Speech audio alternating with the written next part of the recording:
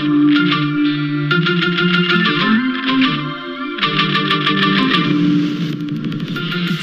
Radio Brother Sports. Oh, yeah. Mentioned at the top of the show, baseball is back. The NBA play-in tournament. The playoffs are here. The NBA playoffs. I love it. So much going on in the world of sports. Trent, be our navigator, our pilot. Where do we go first? Well, I think we have to go to Major League Baseball. And before I give an update on my Tampa Bay Rays, which, when they played Baltimore, I wish they could play the Baltimore Orioles every day of the year because they've won 15 straight against Baltimore or something ridiculous. They've beaten Baltimore they beat them 18-1 last year, and let me tell you, man, they're beating them again this year, and they're really playing well. So, anyway, congratulations to the Tampa Bay Rays for beating Baltimore. They had a tough series against Oakland, which we'll get into shortly, but I need to talk to you about Clayton Kershaw, Rich. Of course, Clayton Kershaw, Dodger pitcher who almost threw a perfect game back on Wednesday night, but no, his manager had to pull him out of the game because he wanted to make sure that he didn't exceed his pitch count. Well, let me tell you something about that, okay? And I know you're going to give your take on it too. And however, I did read that Clayton Kershaw said that it was kind of his choice because Dave Roberts, a manager of the Dodgers who has taken him to the World Series and, in the past, and I think has won a World Series with the Dodgers, if I'm not mistaken, basically asked Clayton Kershaw at the end of the seventh inning. He went 6 innings, okay, and went into the seventh, I should say, and threw about 75 pitches through 7 innings. Now, keep in mind that we had a 3.5 week spring training, so the pitchers are still trying to get a little stretched out. Keep in mind, Rich, let me put this in perspective, though, real quick, to play devil's advocate with you to a certain degree. Spring training games started on March 18th for most baseball teams, okay? So we didn't even have a month of spring training prior to the season beginning. So pitchers, it's going to take them a couple of extra weeks in the regular season to kind of get fully stretched out and where they were, last year, if you know what I'm saying. Do you get what I mean? Yeah, I got you.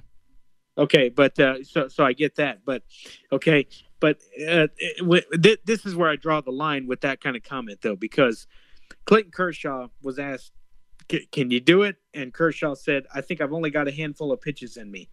And Dave Roberts said, "Okay, so you're not going out for the 8th." Rich, he had not given up a hit. He had not given up a walk.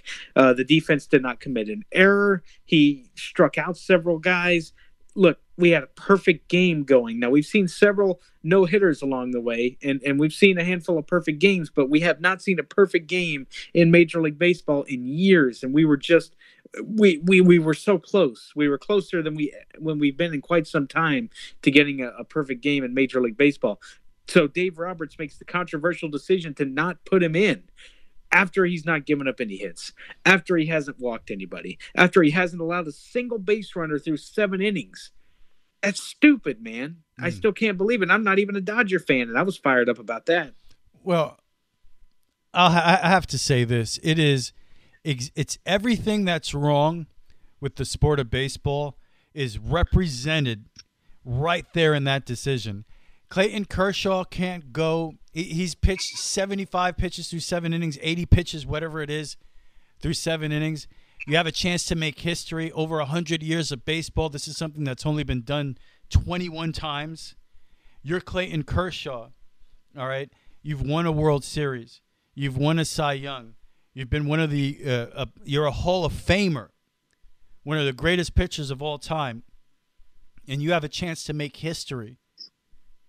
And you don't go out there for the 8th inning, that is a disgrace. And this idea that at least if I were Dave Roberts, okay, I would at least start him. And if he gave up a hit, or if he got himself into a jam where he got a couple of runners on and the bases loaded, then yeah, take him out. But through those 7 innings, he had it on cruise control. So that's what I expect whenever he were to start the 8th if he had the opportunity to. The idea that you're worried that Kershaw is going to get injured, he is going to get injured. The guy gets injured every single year. It doesn't matter how much rest you give him, how many pitches you limit him to in April and May. He'll probably be injured next week. It's ridiculous. He gets injured anyway. It's not every day that you have a chance to go after a perfect game. And it's not just for Clayton Kershaw. It's not just for the Dodgers. It's for the fans. You rob the fans of an opportunity to see history the fans happen. of the game. Exactly. And there is no game without the fans. This is why you play the game. Yes, to win championships, but also for moments like this. Moments like this are what make the sport. All right? We still look back at Don Larson pitching a perfect game, Yogi Berra throwing the glove in the air during a World Series game, right? You still see, whenever you see Nolan Ryan, images of him, it's always about his no-hitters, right? It's always about, I think he had 7 no-hitters. You're always seeing highlights from that. If Clayton Kershaw pitches a perfect game, that immediately becomes, second to winning a World Series, the highlight of his career. And not only that, the people that were in that stadium that night, for many of them, the highlight of their life to be in the building when a legend like him, Clayton Kershaw, pitches a perfect game. You were in that, but instead you were in the building when they decided, well, now is the time to pull this BS of load management. We see it in the NBA. Now we see it in Major League Baseball. This idea of load management, the idea that Clayton Kershaw can't try to pitch a perfect game because it's April. That's a bunch of garbage. So he could try to pitch a perfect game in July, but because it's April, he can't go for it. You didn't just rob Clayton Kershaw of a chance to improve his legacy. You didn't just rob the Dodger fan of a chance at experiencing history. You robbed all baseball fans. So it's everything that's wrong with the game today. Load management in April is garbage, and there's no medical evidence out there that limiting his pitch count in April is going to prevent him from getting injured, because he gets injured anyway. They all do. Where's Jacob deGrom right now? I don't care how much you limit these guys. That guy cannot stay healthy, dude. So it's a joke that because it's April, you take Clayton Kershaw out in the before he can even step on the field in the 8th after 80 freaking pitches. And what does that say about Clayton Kershaw? You had a lot of these old schoolers on Twitter, these old-time baseball players basically saying someone would have to chop my arm off to keep me off that mound in the 8th inning. There's no way that you could get me out of that game. But Kershaw willingly. The new school of baseball, everybody's thinking, it's that people are distinguishing between the old school style of baseball and the new school style of baseball. Well, unfortunately, there has been a development of the new school style of baseball, if you will. And the new school style of baseball is starters. It doesn't seem like most of the time they don't go beyond 6th innings, especially if you're a Tampa Bay Rays starting pitcher. You're lucky to get into the 5th inning with Kevin Cash as the manager. I mean, Kevin Cash wants to, use that bullpen, burn out the bullpen. That's why you see so many that's why you see bullpen ERAs going up the way they are, is because managers want to play matchups, and they want to go by the analytics, and they don't leave the starter in there for as long as they used to.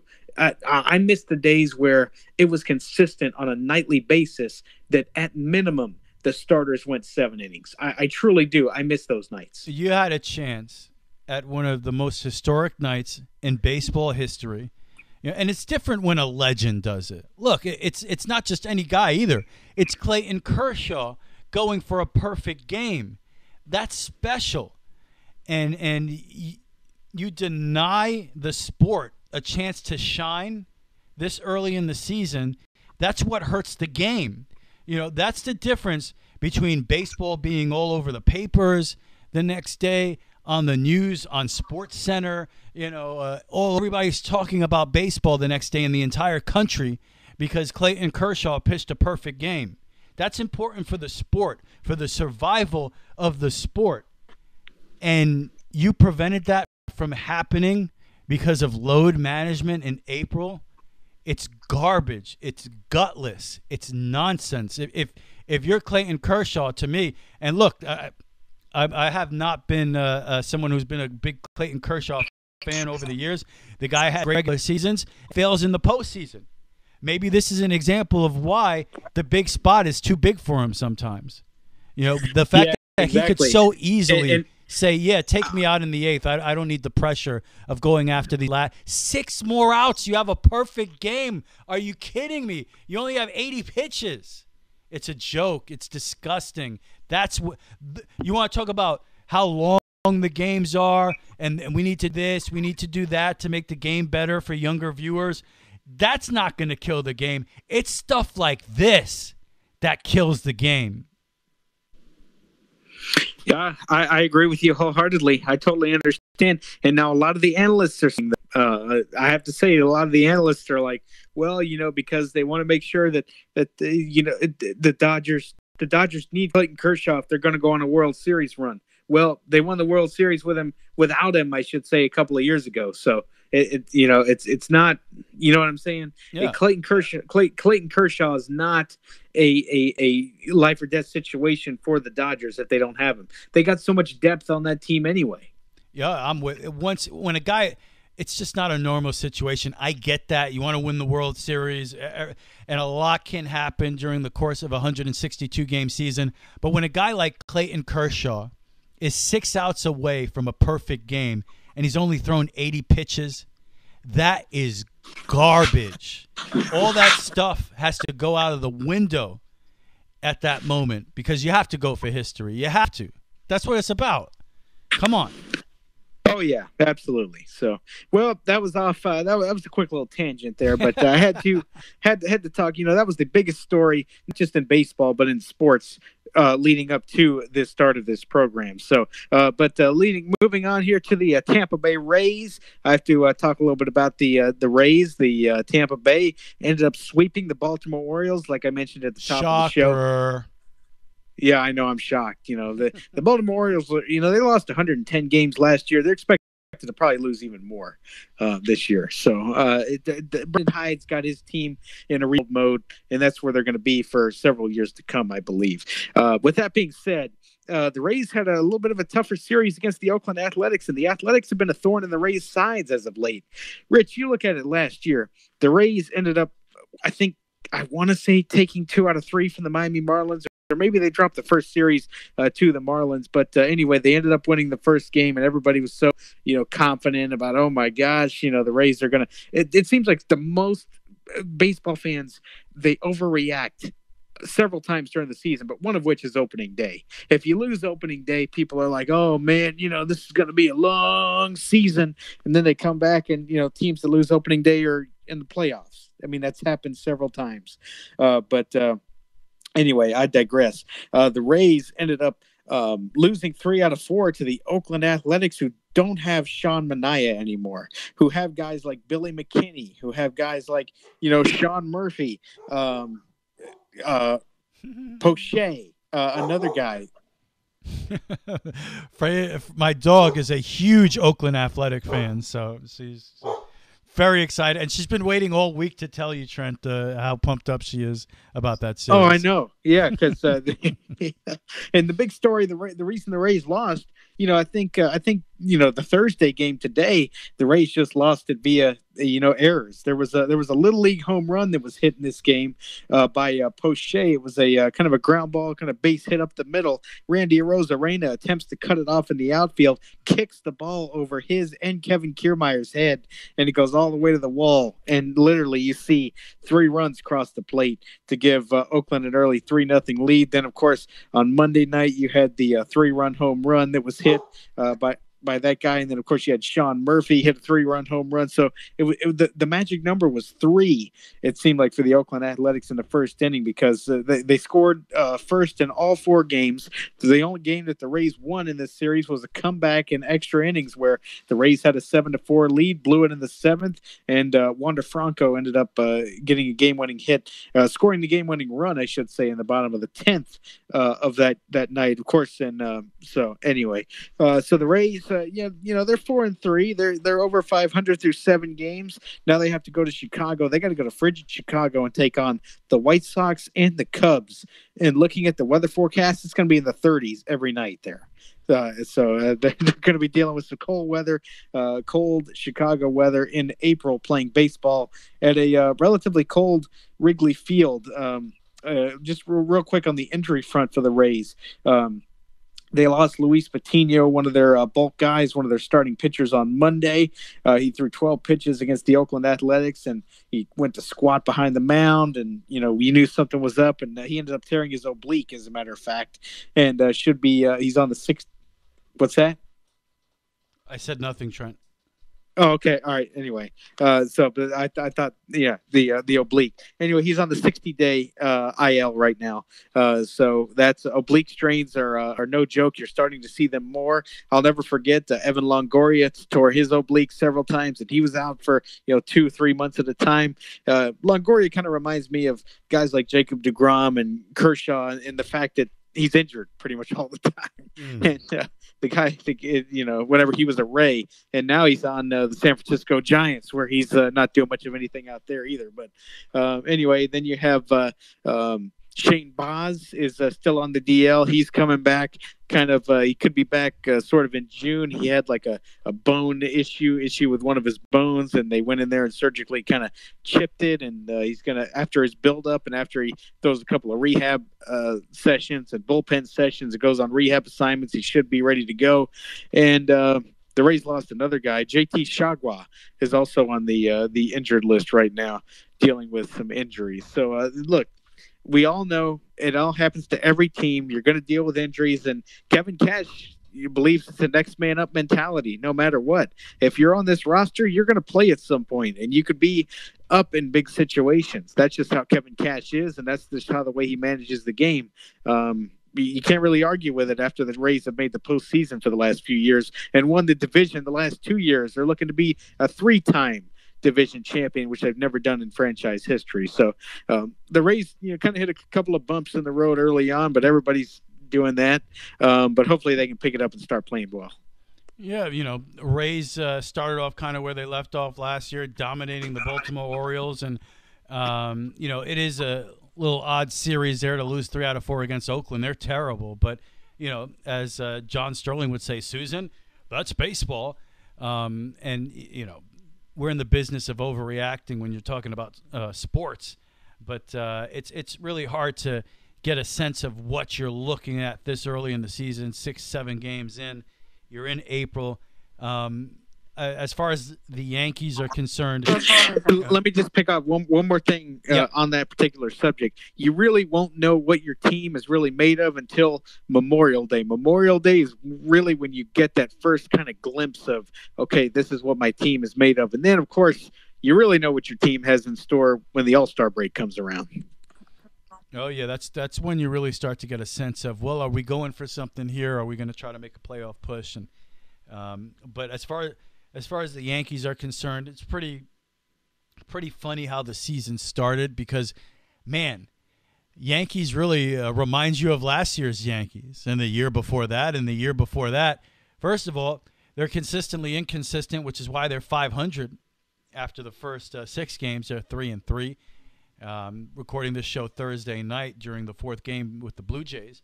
But they take 2 out of 3 against the Red Sox, first series of the year. And what was one of the thorns in the side of the Yankees last year? They could never finish off a sweep, man.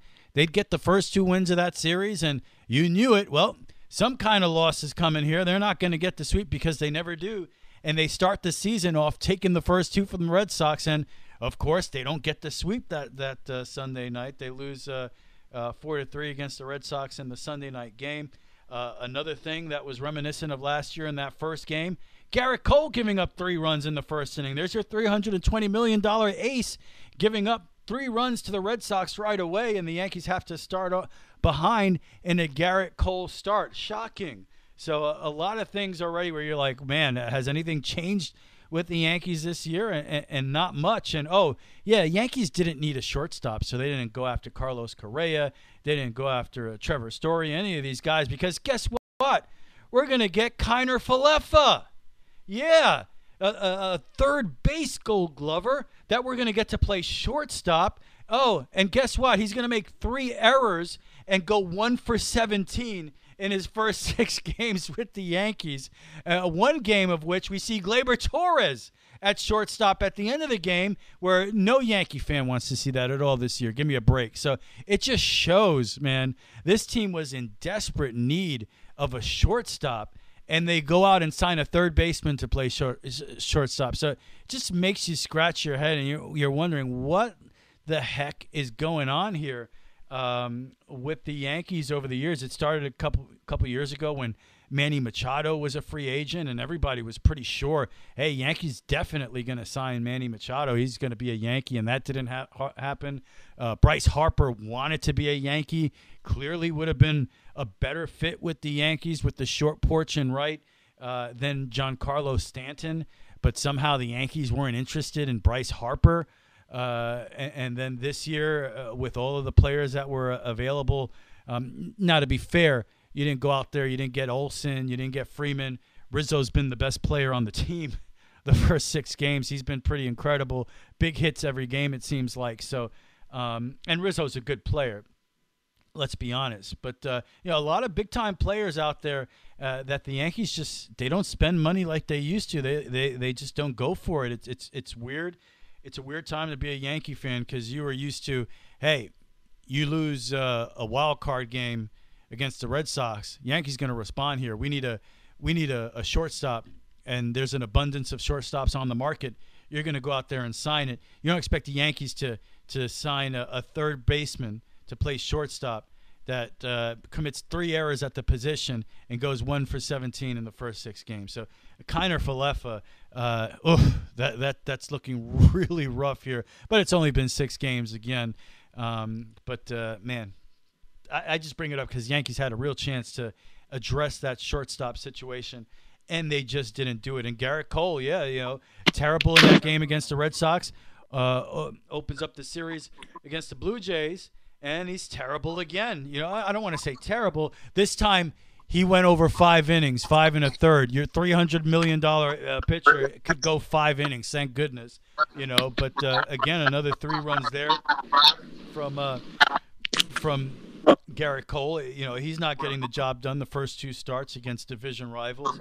And Yankees come back and they get shut out against the Blue Jays. And in that game against that Garrett Cole pitched against the Blue Jays, it was a big-time game for Vladimir Guerrero Jr. Guy has 3 home runs, a double. I mean, he just killed the Yankees. And Vlad Jr. is killing it this year to begin the season for Toronto as well. He picked up right where he left off last year, and then some. And that was coming off of, early in that game, Guerrero got spiked on his finger. The base runner ran, he had his hand on the ground for some reason. He had to stretch out, so he had his hand there in the base path, and the runner stepped on his hand. His hand is gushing blood. And the guy comes back to hit 3 home runs. It's just ridiculous. But so he single-handedly defeated the Yankees Wednesday when the Blue Jays won 6-4. And you had a moment late in that game where it's 6-4. Giancarlo Stanton comes up as a pinch hitter. Got everybody excited because, he had the swing, the launch angle, even the television camera went a certain way. You thought that ball was gone. Warning track power. So Yankees go down to Blue Jays there. Right now, scoreless on Thursday. Yankees hoping to split the series 2-2. But first 6 games, 3-3. Just a lot to remind you of last year. And, Garrett Cole needs to be better if this team's going to do anything this year. And, we'll see. But, man, oh, man, this Kiner Falefa looks awful. And you're talking about the Yankees. You had a chance to sign a big-time shortstop, and the Twins end up getting Carlos Correa, and you let the Red Sox get Story? Just and for who? For Kiner Falefa? I'm a little. We'll see how that develops, Trent. But that's a rough thing to take as a Yankee fan. I hear you, man. And then there were a lot of guys. There were a lot of teams on the Freddie Freeman deal. One of which was the Tampa Bay Rays. The Rays had a chance to get him, they didn't. Then the Dodgers pick him up, and they're better now than they were last year. And I don't know how they can get much better. The Dodgers are pretty dominant team. Well, the Dodgers are what the Yankees used to be. The Dodgers are the Yankees now, and that's a frustrating thing for the Yankees as well. The Dodgers every year they go out there, they get that player, and they got their guy. They got Freddie Freeman. It seems like every year the Dodgers are signing a big time player. So, and of course you had the other thing with Aaron Judge not signing the extension that was offered to him by the Yankees. So he's going to be a free agent come the end of the year. He's betting on himself that he's going to have a big-time year. So, look, Judge is going to get his money. I don't know if he's going to get what he's looking for. Yankees offered him 7 years, $30 million a year. He turned it down.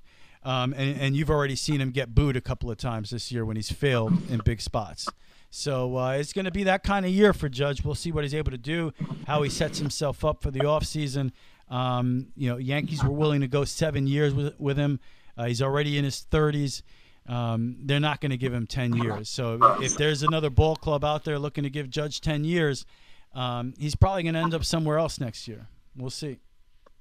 Yeah. So and by the way, Trent, speaking of, I'm sorry, just one more thing with the whole Cashman thing. Okay, and you look at this shortstop mess that they're going through right now. Well, Cashman let Didi Gregorius walk when Didi came to this team to replace Derek Jeter. All right, and did way better than anybody ever could have expected. And not only did Didi play well, he became a leader in the clubhouse. He became a fan favorite Yankee. And the Yankees wouldn't pay him. Why? Because, Gleyber Torres will play shortstop next year. And the guy couldn't even play shortstop. He stinks. You have to put him at second base. So then you're in a position the next year. Well, now there are shortstops available. Let's go get one of these guys. We get Kiner Falefa. So this is going all the way back to not paying Didi Gregorius. Oh, yeah. I'm done, Trent. I'm sorry. No, it's okay. I could go on and on and on. Hey, this has been a good. This is like Rich Carroll rant type category. This is amazing, especially. So I'm definitely loving that. You got to make a lot of valid points, like you always do. So we'll see what happens now. Like you said, the NBA play-in tournament. I just can't wait till the first round games start, man. I don't mind necessarily the play-in tournament, but I just can't wait till the actual first round series get underway. Well, that's how I feel about it. I have to admit, the only game in the play-in tournament that was at all interesting was the Brooklyn Net game, because that's the one team out of the 8 teams playing in the play-in tournament that you figure has a legitimate shot at winning a championship. And as it is, the Nets, they're able to win that first play-in game against the Cavaliers, and they're setting themselves up with a big-time matchup with the Boston Celtics in the first round. The Celtics have had an incredible year. They're a really good team. So that sets up an amazing first-round matchup. But that's why that game was interesting, because, hey, are the this young upstart Cavalier team, are they going to come in here and beat Brooklyn and force them to play a do-or-die second play-in game? That didn't happen. Kyrie Irving was incredible in this game. Brooklyn scores 40 points in the first quarter, and they're able to hold on 115-108 over the Cavaliers to set up that first-round matchup with the Boston Celtics. The other games, not so interesting. The Timberwolves beat the Clippers, and this was a game of note because, they were pumped up. They were pumped up that they won, man. They acted like they won the NBA Finals, the World Series, and the Super Bowl all in one. You had guys on the scorers table. You had people really excited about winning this play-in game. They get the opportunity now to get an actual playoff series. But and I heard people say, well, you see in Major League Baseball, the wild card game, a team wins that game, they're going crazy. They're running on the field. They're with the champagne and everything. Well, I think there's a real simple difference when it comes to Major League Baseball and the NBA. The teams, we've seen a ton of teams, wild card teams, win the World Series. All right, so any team that gets in as a wild card in Major League Baseball has a legitimate shot at winning a championship. None of these teams in the NBA play-in have a chance except Brooklyn. And the reason Brooklyn's in the play-in tournament is because of all the injuries, to Kevin Durant, and of course the Kyrie Irving situation with the vaccine and all that. So for a lot of the season, the Nets were missing a lot of their key guys. And let's not forget, before Durant got injured earlier this year, the Nets were actually the number 2 seed, and it all went downhill from there. So special circumstances put the Nets in that play-in tournament. So that was interesting. They have a shot. But, whether you're talking about the Cavaliers, the Hornets, the Hawks, the Spurs, the Pelicans, the Clippers, the Timberwolves, none of these teams have any chance at an NBA championship. It's just not happening. So to go crazy like that after winning a play-in game, if you're the Minnesota Timberwolves, makes you really look small market, man. It's not a good look. So I have to admit, it was less than thrilling, the play-in tournament, in my opinion. Oh, yeah, and I'm with you. But let me ask you this about the Brooklyn Nets. Because Kyrie Irving and Kevin Durant, 2 big stars that really want the ball, they haven't really been on the court together as much, really at all this year. How do you expect them to, you can't expect them to just kind of go back into their usual form right when they get in the postseason. That's going to take a lot of adjustment for the guys to, have that same chemistry on the court that they had in the past. You can't just expect them to pick up right where they left off. Well, Kyrie and Durant, I don't think they're going to have any chemistry issues. Those guys have played together the last couple of years.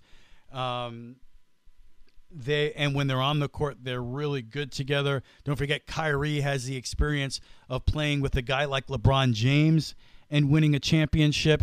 And on the other end of it, you have Durant, who has experience playing with Russell Westbrook. He has experience playing with Steph Curry, Klay Thompson, all of those guys. So, and these are dudes that have been through wars, right? Kevin Durant's won championships. Kyrie Irving's won a championship. These are 2 players, 2 superstars that have played through NBA playoff wars. So I don't think something like that is really going to affect them. It's really going to come down to, do they have enough to beat a team as young and talented as the Boston Celtics, that is not only efficient offensively with guys like Tatum, but also one of the best defensive teams in the league. The Nets, no matter how you slice it, they're one of the worst defensive teams in basketball. They're saved by the fact that you got superstars like Irving and Durant, so you can keep up, you can score with anybody. But let's face it, they are just awful. They are terrible defensively. The Celtics, great defensively. So ultimately, and look, Irving's going to have a much tougher time of it. He was great in that play-in game, but now he's going to have Marcus Smart guarding him, one of the best perimeter defenders in the NBA. So I think it's all going to come down to Irving and Kevin Durant. Are they going to be enough against this awesome young Celtics team? We'll see. Yeah, it definitely could see. It's interesting seeing the Cavaliers back in the postseason. So we'll see how they do against a Boston team. But you know what, Rich? The NBA playoffs are a lot better this year without the Los Angeles Lakers. I don't agree with that. I think that's a travesty. I think it would be – look, you don't know how many years you have left with a guy like LeBron James, who's one of the guys you can consider as the GOAT, one of the greatest of all time. So you have few years to see him play the game, and one of those years was just wasted by a terrible year the Lakers had. I'd love to see LeBron in the playoffs again. I'd love to see him against some of these top teams in the West right now, whether it's a Phoenix Suns team or a Dallas Mavericks team or, a Golden State Warrior rematch. We all know about the wars between the Cavs and the Warriors over the years there. So I just think LeBron in the playoffs makes them more interesting. I think it's unfortunate that the Lakers suck, but they stink. What can you say? Oh yeah, so it's going to be definitely an interesting time in the NBA playoffs, and we'll be watching it. That's for sure. But in terms of sports for me this week, that's what it comes down to. That's what it comes down to. Yeah, man, good stuff. Good stuff. I love sports. It's time.